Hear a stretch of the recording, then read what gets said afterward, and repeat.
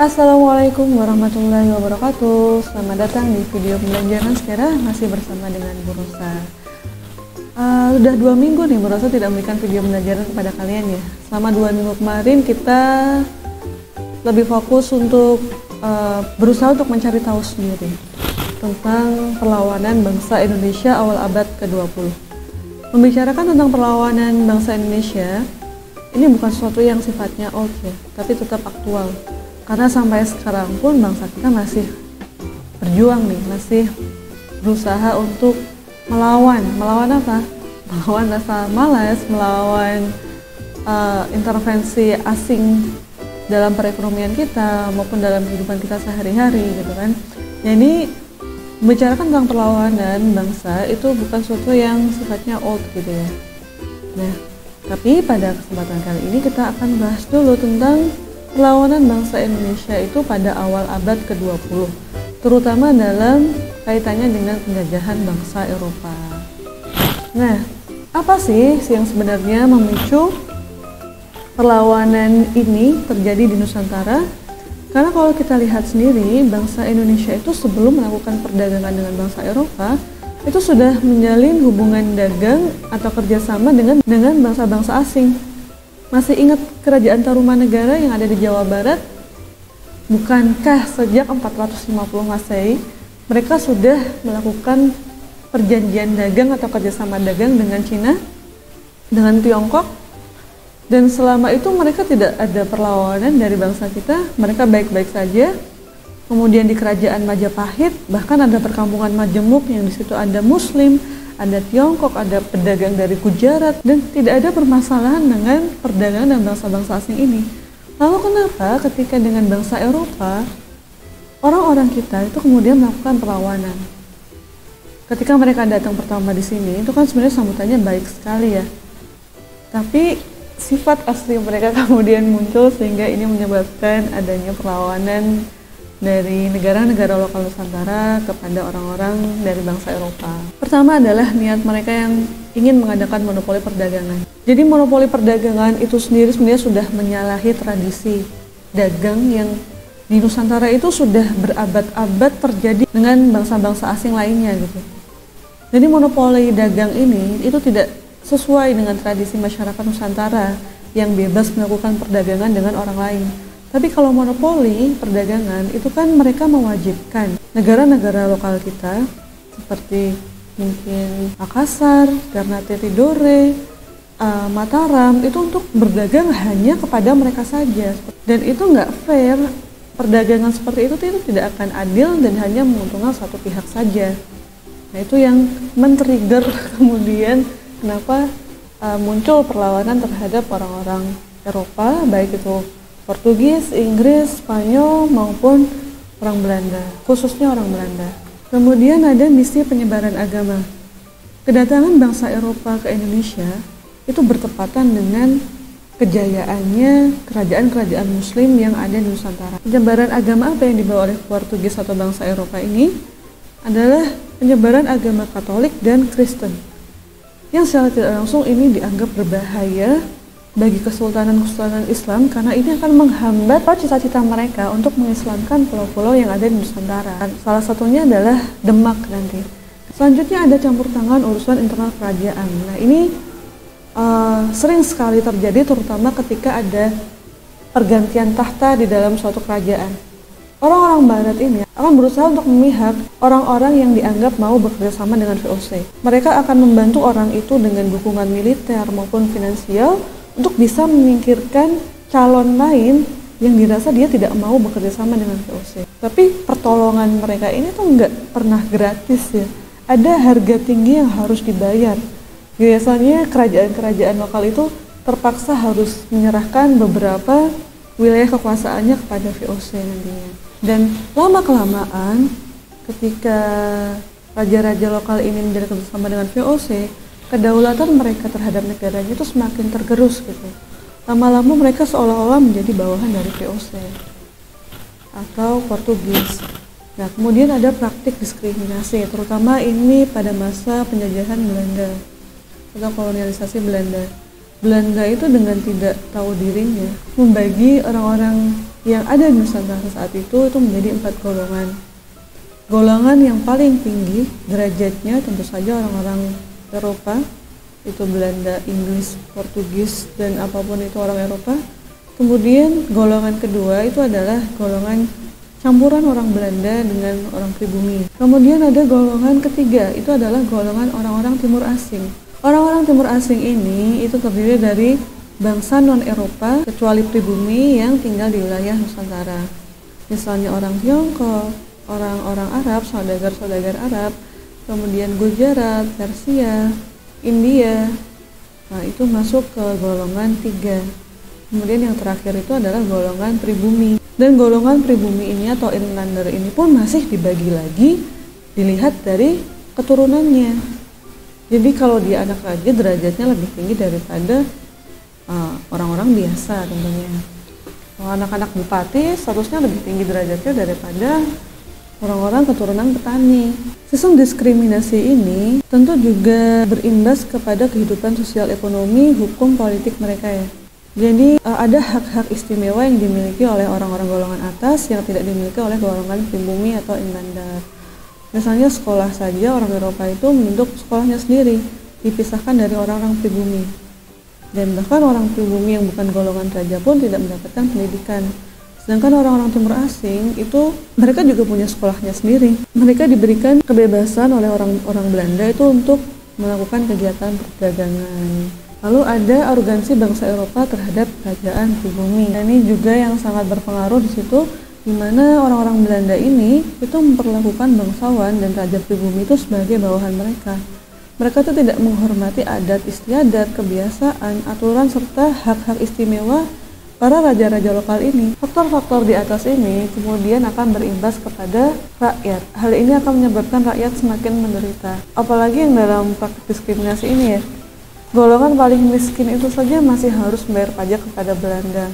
Belum lagi kerja paksa. Belum lagi mereka juga harus memberikan pajak kepada raja lokal mereka sendiri. Jadi penderitaan rakyat pada masa penjajahan itu lebih double lagi gitu loh. Nah, itulah yang kemudian menyebabkan beberapa pemimpin lokal itu melakukan perlawanan terhadap bangsa Eropa. Lalu bagaimana dengan karakteristik perlawanan pada awal abad ke-20? Bersifat lokal. Jadi perlawanan itu hanya terjadi apabila sebuah negara kerajaan itu merasa terancam dengan kedatangan bangsa Eropa itu. Dan negara-negara lokal lain yang tidak merasa terancam atas kehadiran bangsa Eropa itu akan melihat itu sebagai sebuah masalah internal kerajaan yang terancam kedaulatannya itu. Jadi mereka merasa tidak memiliki hak untuk campur tangan dalam urusan internal kerajaan lain, karena bersifat lokal atau kedaerahan. Kemudian perlawanan bersifat fisik.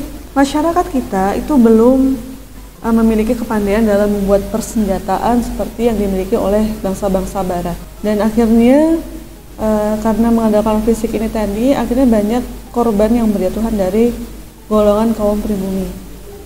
Biasanya kita mengalami kekalahan ya. Tapi ada salah satu raja yang akhirnya berhasil mengusir bangsa Eropa dari wilayahnya.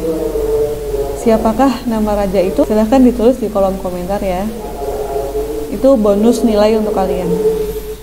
Raja yang pertama, raja lokal pertama yang berhasil menyingkirkan bangsa barat dari wilayah kekuasaannya. Beliau memiliki julukan raja yang dipertuan di 72 pulau. Siapakah beliau? Silahkan ditulis di kolom komentar. Kemudian mudah dipecah belah. Divide and impera. Divide itu dipecah, impera itu dikuasai. Jadi orang-orang kita itu dipecah belah kemudian dikuasai oleh orang-orang Belanda atau orang-orang Eropa itu tadi. Sama seperti yang saya sampaikan tadi, biasanya dalam usaha-usaha pergantian tahta yang ada di kerajaan. Bergantung pada pemimpin yang karismatik. Kan kita sistemnya kerajaan ya. Kita itu rakyat yang sangat mencintai dan menghormati pemimpinnya. Termasuk raja. Raja itu kan titisan dewa. Raja itu kan istimewa. Karena itulah rakyat itu begitu patuh terhadap para pemimpin. Termasuk dalam usaha perlawanan ini. Yang memimpin sebuah perlawanan itu biasanya bukan orang sembarangan. Dia berasal dari golongan bangsawan, ningrat, bisa dari raja itu sendiri, lalu ada tokoh-tokoh ulama, agama, dan akhirnya ketika para pemimpin itu berhasil ditangkap, pengikutnya itu akan kehilangan semangat dan perlawanan itu akan padam dengan sendirinya ketika para pemimpin itu berhasil ditangkap oleh bangsa Eropa. Karena cerita perlawanan pada awal abad ke-20 itu begitu panjang, maka saya akan bagi menjadi dua periode. Yang pertama adalah perlawanan terhadap Portugis selaku bangsa Eropa pertama yang berhasil datang ke Nusantara, dan nanti pada pertemuan berikutnya kita akan bahas tentang perlawanan terhadap VOC. Yang melakukan perlawanan terhadap Portugis itu nanti ada Kesultanan Ternate. Ternate itu ada di mana sih? Ya, ada di Kepulauan Maluku ya. Sebabnya yang pertama adalah monopoli perdagangan. Jadi dulu kedatangan Portugis itu sebenarnya disambut baik oleh kerajaan Ternate ya. Kenapa? Karena kerajaan Tidore itu, saingan kerajaan Ternate itu menjalin kerjasama dengan Spanyol. Nah, untuk menghadapi kekuatan Tidore dan Spanyol ini, maka Ternate menjalin kerjasama dengan Portugis.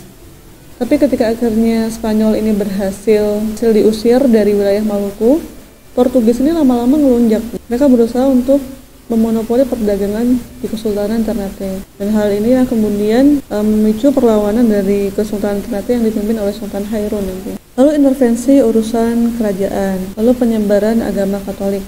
Kalian tahu nggak sih Maluku itu asal katanya dari mana? Maluku itu adalah sebutan yang diberikan oleh saudagar Arab terhadap Kepulauan Maluku. Dulu Maluku itu sebutannya Jazirah Al-Mulk atau negeri para raja. Jadi penyebaran agama Katolik di tengah-tengah kerajaan yang berkembang berdasarkan agama Islam ini tentu kemudian menyebabkan kekhawatiran dan kemarahan dalam diri orang-orang Ternate. Tokoh-tokoh yang terlibat dalam perlawanan rakyat Ternate ini atau Kesultanan Ternate ini adalah Sultan Hairun dan Sultan Ba'abullah. Yang terkenal ya, Sultan Hairun dan Sultan Ba'abullah. Nah, yang men-trigger atau kemudian menyebabkan kemarahan Ternate ini adalah kematian raja mereka yang bernama Sultan Hairun. Sultan Hairun ini dijebak dalam sebuah perundingan yang diadakan oleh gubernur Portugis bernama Lopes de Mesquita.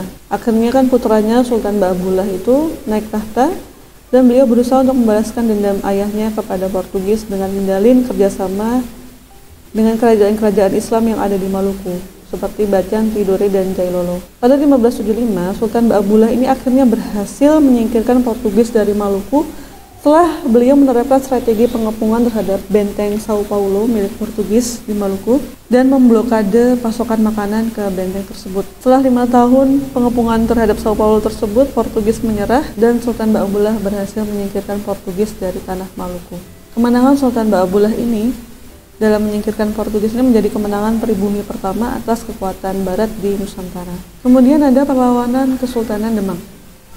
Sebabnya adalah solidaritas sama kerajaan Islam. Demak itu sangat-sangat berperan dalam usaha pengislaman seluruh wilayah di Kepulauan Nusantara loh. Entah itu ke Sumatera, bahkan ke Banjar, Kalimantan. Itu tidak lepas dari usahanya Demak. Nah, kedua, monopoli perdagangan di Malaka. Karena Malaka dikuasai oleh Portugis, akhirnya kan saudagar-saudagar Islam itu kemudian mengalihkan perdagangannya ke daerah lain. Dan ini mengganggu Demak dalam usaha perdagangannya ke wilayah Malaka. Ketiga, kekhawatiran terhadap ekspansi Portugis. Terutama ketika Portugis ini menjalin kerjasama dengan Sunda, yang mana Sunda atau Pajajaran ini kan satu-satunya daerah yang belum berhasil diislamkan oleh Demak ya. Akhirnya Pajajaran ini menjalin kerjasama dengan Portugis. Nah, kedatangan Portugis di Jawa inilah yang kemudian membuat Demak itu khawatir. Tokoh-tokoh yang terlibat dalam perlawanan Kesultanan Demak ini yang terkenal itu adalah Raden Patah selaku raja pertama dari kerajaan Demak. Lalu ada Pati Unus, putra dari Raden Patah yang bergelar Pangeran Sabranglor nanti. Kemudian ada Fatahillah, Fadlullahan. Kemudian mereka mengirimkan ekspedisi jihad 1 yang dipimpin oleh Pati Unus pada 1513. Serangan ini gagal karena kurangnya persiapan, walaupun dari pihak Demak sendiri itu sudah mengirimkan banyak pasukan ya, tapi tetap saja kalah persenjataan. Akhirnya Pati Unus kembali ke Jawa dan dilakukan ekspedisi kedua pada 1521. Setelah 2 kali melakukan serangan dan gagal ini tadi ke Malaka, Pati Unus kembali dan menjadi raja di Demak, menggantikan Raden Patah yang wafat. Nah, pada 1518 ya. Jadi ini pada ekspedisi kedua, Pati Unus itu sudah menjadi raja Demak. Setelah wafatnya Adipati Unus, pemerintahan Demak itu kan jatuh ke tangan adiknya namanya Sultan Trenggono.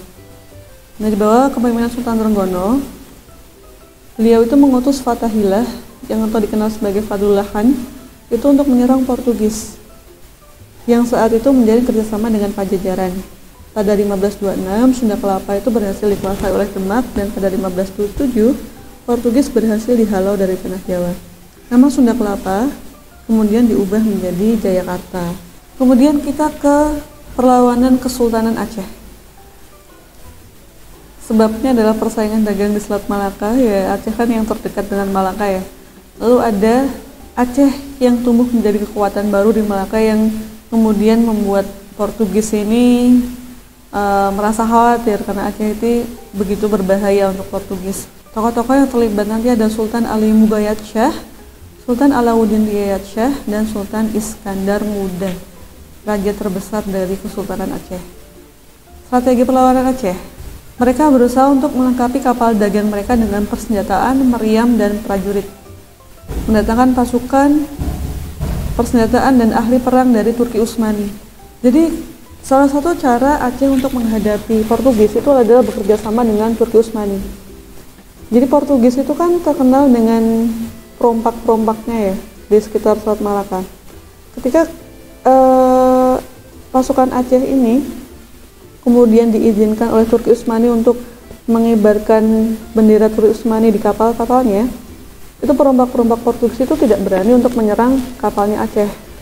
Melakukan kerjasama dengan kerajaan-kerajaan lain seperti Demak dan Kalikut. Jadi nggak cuma Turki Utsmani, Kesultanan Aceh itu juga menjadi kerjasama dengan Demak. Jadi termasuk ketika Demak itu menyerang Malaka, mereka itu singgahnya di Aceh. Lalu juga menjalin kerjasama dengan Kalikut. Kalikut itu adalah kerajaan yang ada di India.